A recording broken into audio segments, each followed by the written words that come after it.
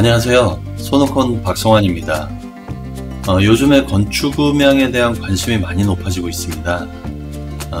이러한 관심에 비하면 건축음향에 대한 이해가 너무 부족하다는 생각이 그 주변에서 일어나는 일을 보면 알 수 있거든요. 그래서 요번에 이제 저희 소노콘에서는 건축음향을 정통으로 전공하신 조영재 박사님과 함께 저희들이 영상을 제작하게 됐습니다. 아직 영상 만드는 것이 많이 부족하지만 여러분들이 이해를 좀 해주시고요. 이러한 일을 통해서 많은 도움을 드렸으면 좋겠네요.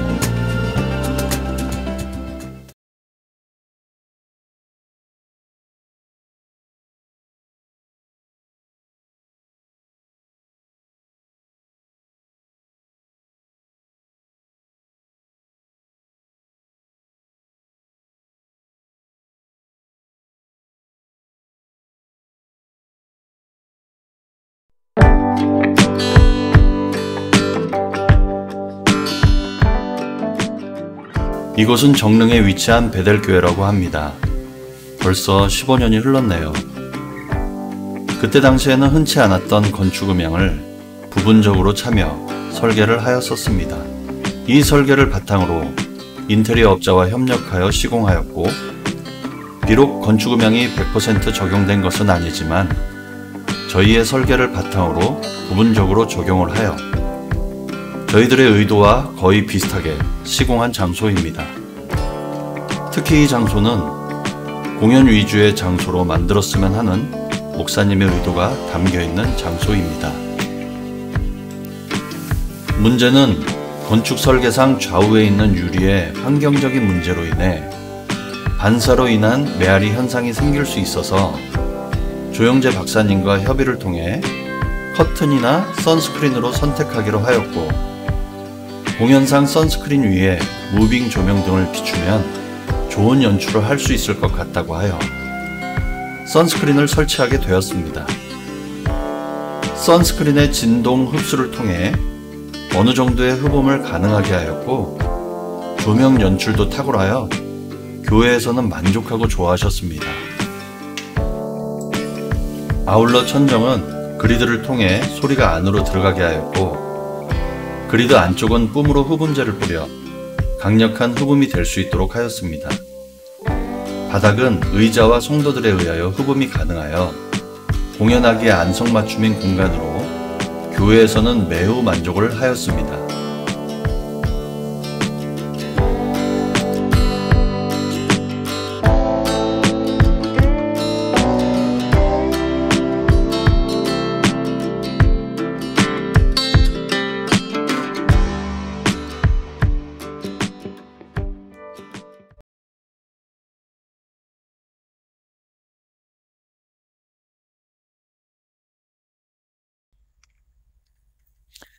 교회에서 건축음향에 관심을 가지게 된 것은 그동안 이것을 무시하고 시공을 했다가 낭패를 본 사례들이 많기 때문입니다. 좋은 음향 장비만 있으면 좋은 소리를 들을 것이라고 착각했기 때문이죠. 좋은 장비가 좋은 소리를 내는 것은 맞지만 우리는 공간을 통해서 음악을 듣고 있습니다. 그래서 건축음향을 한마디로 정의하자면 좋은 소리를 들을 수 있도록 공간을 디자인하는 것입니다. 이 건축음향에는 크게 두 가지로 구분되는데, 예를 들어 클래식 콘서트홀 같은 경우에는 흡음재를 전혀 사용하지 않고 인테리어 디자인만으로 좋은 소리가 나도록 설계하는 것입니다. 그 반면에 전기음향을 적극적으로 사용하는 교회 같은 경우에는 인테리어 디자인뿐만 아니라 흡음재를 적절한 장소에 적절한 흡음재를 사용해야 합니다. 음향학자들이 일반적으로 밝히는 견해로서는 건축음향과 전기음향의 중요도 비율을 7:3으로 보고 있습니다. 이것은 무슨 말인가 하면, 예를 들어서 우리가 100점짜리 좋은 소리가 있다고 생각을 하면 70점이 건축음향에 의한 것이고 30점이 음향 장비에 의한 것이라는 거죠.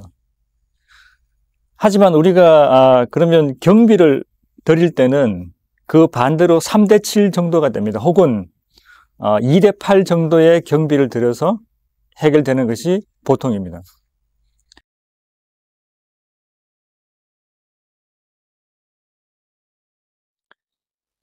중소형 교회 같은 경우에는 1,000만 원에서 3,000만 원 사이, 그리고 대형 교회의 경우에는 7천만 원에서 1억 정도로 보시면 되고요. 대형 교회의 경우에는 이 컨설팅 비용을 주저없이 사용합니다. 왜냐하면 그동안 낭패본 사례들이 많기 때문에. 하지만 아직도 중소교회의 경우에는 이 사용을 주저하는 경우가 많은데, 제가 지금까지 실질적으로 컨설팅을 해드린 결과로 따져보면 오히려 컨설팅을 받으시면 전체 비용은 줄어듭니다. 왜냐하면 인테리어 비용이 줄기 때문에 그렇습니다. 인테리어를 하시는 분들은 전문성이 없기 때문에 어느 곳에 어떤 흡음재를 설치해야 하는가를 하는 것은 정확하게 잘 모르고 있습니다. 그리고 그렇기 때문에 흡음재를 과하게 사용하는 경향도 있고요. 그래서 컨설팅을 받으시면 그 인테리어 비용이 줄어듭니다. 그래서 전체적인 비용도 줄게 되는 것이죠.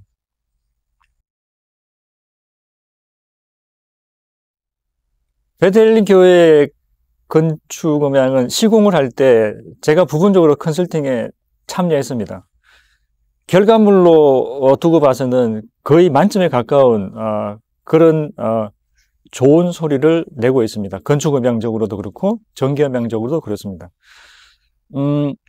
건축 음향적으로 봤을 때 특히 천정과 좌석에서의 흡음이 굉장히 훌륭하게 잘 이루어지고요. 그리고 좌우측에 큰 유리창들이 있지만 좌우 넓이가 넓기 때문에 선스크린 정도로 해서 충분히 흡음 효과가 있고, 결과적으로 이 소리가 차분하게 깔리면서 목사님의 목소리가 굉장히 선명하게 들리는 효과를 줍니다. 특히 한 가지 장점이라고 할 수 있는 부분은 강대상 뒤쪽에 성가대가 있는데 그 중간에 커튼이 있습니다. 이것이 마치 프로시니엄 무대 같은 그런 흡음 효과를 줍니다. 그래서 강대상에서 하울링도 거의 생기지 않고 굉장히 좋은 흡음 효과를 보여주고 있습니다. 그리고 전기음향적으로도 제가 튜닝에 직접 참여를 했습니다만 음성 이해도가 굉장히 좋고, 그리고 음악의 선명함이 타고납니다. 딱 한 가지 조금 아쉬운 점이 있다면, 천정이 지금보다 조금 한 2m 정도라도 좀 더 높았으면 시각적으로 좀 더 편했을지 않을까 하는 그런 아쉬운 점은 있습니다. 물론 이것은 음향하고는 상관없는 이야기입니다.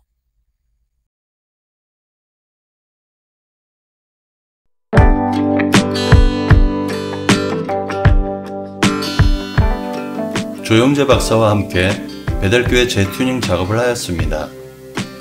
알레니스 아일라이브에서 D라이브로 교체되었기 때문인데요. 울리는 장소에서는 난반사를 줄이기 위해, 흡음이 잘 되어 있는 곳에서도 직접 음을 뒤에까지 보내기 위해 중후반부 스피커를 더 설치하여 적절한 음으로 듣게 하지만, 특히 교회 음향에서는 그 중요성이 간과되는 것이 사실인데요. 메인 스피커만 좋으면 하는 생각에 보조 스피커는 소리의 사각지대에만 설치하는 경향이 있는데, 이래서는 안 됩니다. 메인 스피커로 뒷좌석까지 잘 들리게 하면 앞좌석에서 소리가 너무 커져서 성도들이 불편함을 느낍니다. 그래서 중후반부 스피커의 개념을 음의 사각지대 커버형이 아니라 성도석 전체에 소리의 크기를 고르게 해주는 용도로 정의해야 합니다. 지금까지 교회 음향 튜닝을 하면서 이 개념이 없는 교회를 너무 많이 봤습니다. 이렇듯 중요한 역할을 하는 중후반부 스피커 튜닝의 가장 중요한 것은 타임 딜레이를 정확하게 설정하는 것입니다. 즉, 메인 스피커 소리가 중후반부 스피커에 도달할 때까지 기다렸다가 중후반부 스피커에서 소리가 나오도록 시간을 지연시켜주는 것입니다. 여기에는 음향 튜닝에 대한 깊은 이해와 노하우가 필요합니다. 이러한 부분을 염두하고 튜닝을 하였습니다.